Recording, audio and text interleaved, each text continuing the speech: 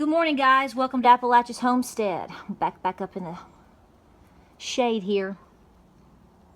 Want to show you what the Tennessee Valley, here in the mountain ranges and over towards North Carolina is looking like. This is actually looking pretty good right now. This is what we've been going through. There's a hardcore lesson in a lot of this, guys. If you've ever seen the view off my front porch here, it literally extends over into the next state. And you can see that, well, you're pretty much just seeing the trees on my property there, because we own all that over there too. So, nonetheless, we'll get talking about this, because you really, really need to hear it. All right, guys, so we're going to talk today real quick about what a difference a year makes, right? And there's lots of ways to look at this issue, okay? So, but I'm really aiming this quick video towards a lot of you guys that are new into homesteading, that are looking to buy property. I've got a lot of folks that we're advising in terms of acreage, their wants, needs, and goals. The reality of homesteading is not free. They're finding that out big time, obviously. Told you. And that you have to plan, and just all the things that go with it, okay? But with that, there is a reason a lot of the old timers and the folks that really truly have been doing it a long time tell you to try to get started with these things as soon as possible. That when you move to your property, to try to get to know your property, and that's not something that's going to happen in a week. Okay, that's going to take something, that's going to be something that takes seasons and seasons. If you look at my videos last year, a year from now, in November and December and everything like that, we were tremendously colder, and we were flooded. Christmas Day, I was trying to save my pigs from literally drowning at the bottom of the hill down there. Go back and look at the video footage. We had to get them out. We haven't had rain in so long, I don't even remember the date. The mountains, if you haven't heard the news, here in East Tennessee, my mountain in particular, the several mountains on down, you're looking at western North Carolina and Kentucky, we are on fire. Now, technically right here, right where I'm at, so far, so good. Hopefully we don't have any dummies trying to set any fires. Sorry, it just blows my mind. I was looking at Instagram before this really got started about, I don't know, a week and a half ago, 2 weeks ago, and there was someone that was setting fires, and I did everything that and this was before this started. I bit my tongue really hard, so, and I did a good job. I'm getting good at that these days. That's what old age does to you. What is it? It takes 2 years to learn to talk and 40 or 50 years to learn to shut up. Well, I'm getting better at it to some degree. But, you know, you've got different things that have caused the problems that you're seeing. It's enough to have a drought in an area like this, but you're in a major cultural area, okay? So if you haven't thought about this, if you don't know, if a lot of folks didn't get their hay in time, or if they didn't get enough hay, due to different reasons. You know, sometimes you undershoot it, depends on what's going on. Sometimes you take on extra animals and you got to go get more hay. Sometimes the seasons dictate how much hay you need. It just depends. A lot of folks don't have their hay. Okay, we got a problem, and a lot of people. A lot of folks are having to, from here, I know, are driving to even northern Kentucky to buy hay. So we are okay. Praise the Lord. I hope we got our goal, and I hope that it was met. But we were doing that back in August, before this drought really started kicking in. So here's what I'm trying to tell you. Even if you get to your new property, I don't care if you live there 3 or 5 years, you need to always do your due diligence. Guys, I'm the first person to sit here and tell you right now that, you know, things happen. My husband's been very sick. You know, you can have changes in work, budget changes happen.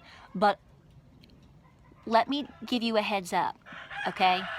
Your homestead is always going to need food, water, and basic essentials. Do not let that run to a nub. Let me tell you why. We're getting a hard lesson on water right now. I have a video, you've seen it, talking about a drought. And here we are weeks later, still no rain. We're on a 10-day out forecast for the potential of even getting rain still. I mean, it may go into December, people. So we are in a hard school lesson right now, looking at our budget and realigning and pushing with our water, pushing more with another well, which is probably dry right now. See, that's the thing, is even if you push forward with rain catchments and with all of these different things, if you have a pond, there's no water here. We have a massive creek, okay? In fact, it was one of the main areas where they liked to moonshine, according to some old timers up here.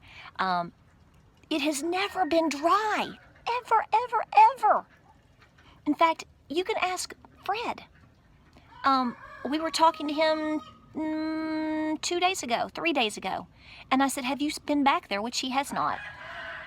And he said, I've never seen that like that my whole life. I said, there's nothing there. It's not like there's a couple of inches down there where we're used to, feet and feet and feet. I said, there's nothing.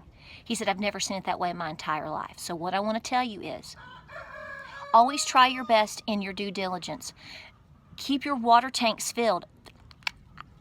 I'm on the public water system, guys, and there's no shame in the game to tell you that. I'm very thankful for that right now, okay? I'm just saying, and the second that we can continue to keep our personal water tanks filled with it, that's what I'm gonna do. That's what you gotta do. When it comes time for you to try to plan for getting your hay, try your best to plan ahead on that. I know that's hard sometimes on people, but I'm telling you, it makes all the difference. If you are moving to your property and you don't understand the changes in the weather, try to get a gauge on that. But even with that, it's hard to gauge sometimes. So getting to your property and looking around and understanding what you have and what you can do is probably going to be, your average thing in terms of reliance most of the time.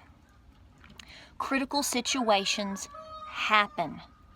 I mean, what if you can't water your animals and and worse than that, your mountain's on fire, okay? I mean, things happen. Let me tell you something else in regards to this in terms of planning. That's why I'm not being, there's no condescension here when I say food, water, okay? It's like, really? Here's what I'm trying to tell you. A lot of folks are going to have a tremendous feed bill this winter. And it's probably going to be more. Not only per bag, but because you're going to have to buy more because you're going to have less hay. Okay, now you're going to sit here and go, well, I'll just let my animals forage. Okay, well, I hope you have proper fencing back there and all that forest that I've got. Because I'm going to tell you what, I've got coyote dens, and there's no way that without proper fencing and maybe a little aid from me, that any of my animals are going back there to graze. Be it a Great Pyrenees, be it me in some fashion in an emergency distress situation. Maybe I can bring them some of this. Well, have you looked around here lately? It's November. Not only is it everything's dying, or going dormant or dying off, but also it's dying off and crunchy because the weather is so bad. Don't be naive. Someone was asking me yesterday saying, there was a big group discussion on my Facebook page saying, okay, let's be hypothetical and say that I've got so much feed to ration to give to my animals, but I'm looking out in terms of, I can't go past 6 months. And I said, well, I'm going to be the Debbie Downer. There's a lot of people that are very naive to how much land they probably need in order to feed their animals. Folks, that's not Debbie Downer, and that's not doomsday. That's called get with the program. That's called reality. Okay, you can't have a 10 by 10 space up here and there's a drought and put 2 goats on it and think you're going to sit there and feed it all season. It's not going to happen. Now, for you guys that are out there doing this every day or 20 times longer than I've ever even thought about doing anything, I hope you get a kick out of that, because I know there's got to be people that have come to you and said, okay, well, I'm just going to fence this one little area in. You can keep... Shoot, yeah, brother, you can keep some goats and some chickens on a small area. It's done every day. But they're being supplemented. And in a crisis situation, can you supplement them? Well, I'm just going to head over here to my neighbor's yard and I'll go back there to them woods. Folks, in a crisis situation, people are not going to want you on their property. And second of all, if you're on their property, you're going to be giving them something in return. It's not that it's going to be, it won't be Negan here, but it's going to be, hope not, it's going to be, you're going to be giving something in return. Okay? If a crisis situation happens, you're not hunting on my property. And I don't expect to come hunt on yours, because I'm not naive to think that I should have the right to, nor should I think that you're going to want me to. Now, if we're friends and we work out a friendship and a situation and it's a give and take, that's different. Don't think, I've heard people say, well, I guess I'll just head over there to those woods over there. Well, who do you think owns that? Well, those woods over there are mine. You're not coming on my property. So I'm just trying to drive home the point. The difference in a year, a difference in a season is huge. It was raining in August here. A little bit. We could have never predicted this. So do your due diligence and your studying on what happens in your area, but understand that it doesn't necessarily mean that's always going to be the case. You're going to have a mini crisis of some sort. My mini crisis right now, we've already discussed it, is we are really, really pushing on our water system. We are going to make that, we're making more adjustments there, more rain catchments. We're going to take advantage of everything that we've got, because we've got metal roofing and all the different things that we can work with.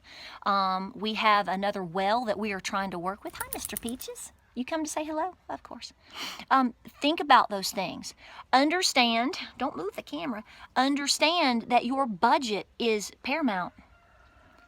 Okay, if you've got a certain amount of feed cost that you give every month, say it's $200, $400, I don't know, I'm coming up with numbers, that you feed your animals on, maybe that doesn't even include hay or other essentials, just the feed ration, feed cost, depends on what you got, right? Better have a little squirrel nest fund set aside, because for us, for example, for the next several months until we can push into spring and see what happens there, our food bill is going to be tremendously higher. And that is even without feeding 2 pigs and Miss Maybell's down the road. So we made adjustments. We thought, it's going to be much easier this year. No, we've gone right back the other way. Always think ahead. Understand that you can't predict what's coming. That's why so many of us folks, try to say, we're not trying to scare you, we're trying to motivate you and continually show you what the heck we're talking about. It's the way it is. Hope you like this video. I hope it helps you out. I hope it addresses some of the questions and some of the Q&As and some of the conversations that I've been in terms of this particular conversation. Guys, we'll ask for prayers here on these mountains. I'm telling you right now, it's getting to where folks from out of state are coming in with trailers, and we're having to get another trailer, and we may have to go help people move. It's really bad, and things like this happen in different situations in different places. Earthquakes, flood, fire. It can be very devastating. And even if, like I said, even if it doesn't necessarily touch your home, I got a cat. Thanks, Mr. Peaches. It may devastate your area enough to where now you've got to worry about your resources. Something to think about. Y'all take care out there. Like and subscribe. Check us out on Facebook, Instagram, and Pinterest. Come here. Come here. Come here. Say hi. Say hi. He's got to get his lovies in, don't you? All right, guys. Take care out there. Sweet thing. Oh, goodness. Oh, goodness.